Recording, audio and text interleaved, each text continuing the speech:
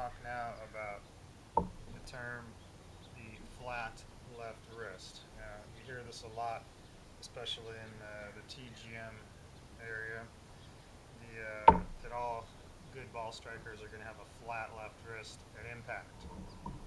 Well, that is true. However, you never really want to try and have a flat left wrist at impact because the flat left wrist is what I've called for years a vapor trail effect of properly accelerating pivot and torso rotation.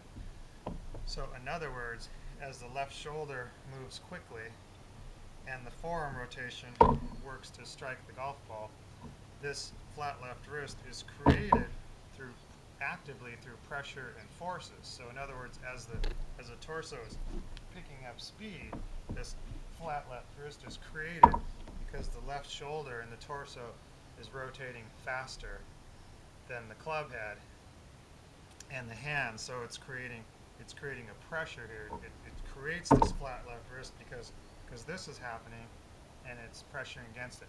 If what I see a lot of people, particularly in TGM area, they'll try and mimic the flat left wrist and move the hands out and away without the use of the pivot and the torso rotation.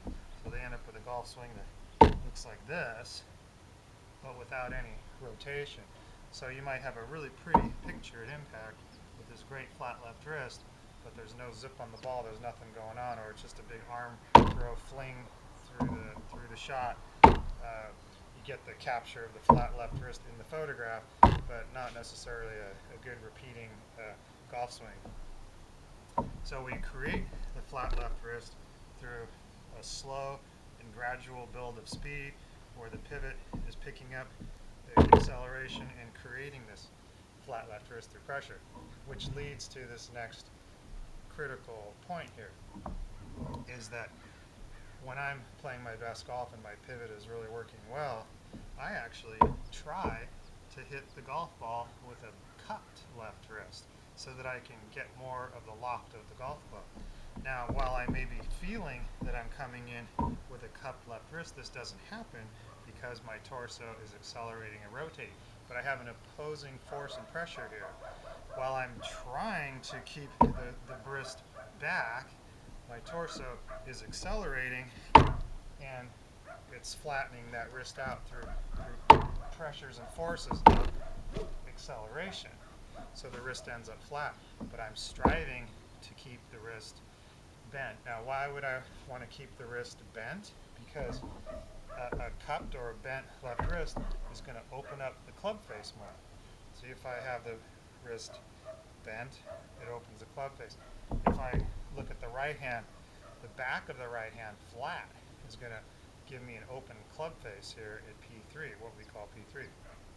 If my wrist is bent, that closes the club face. Now, why do I want an open club face here?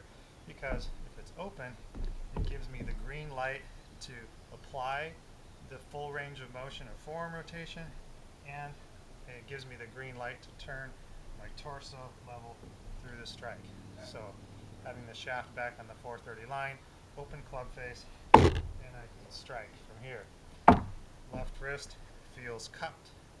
So this cupped feeling of the left wrist and the back of the right wrist being flat, as I'm striving for that intention, that's being fought against by the acceleration of my torso, which is in turn taking that intention. I'm trying to hold that back and bring in as much loft as I can, but because the torso is accelerating, it's flattening out the wrist. So hope that helps to explain a little bit of the confusion over the flat left wrist and why I am a proponent of working the wrist into a cupped position at the top of the backswing, and then as those pressures are applied, it's going to tend to get flattened out as well.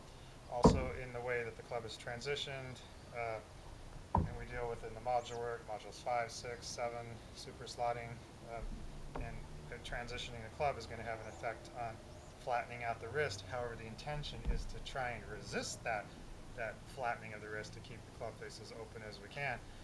coming into P3, through transition coming into P3, giving us the green light to turn level and strike.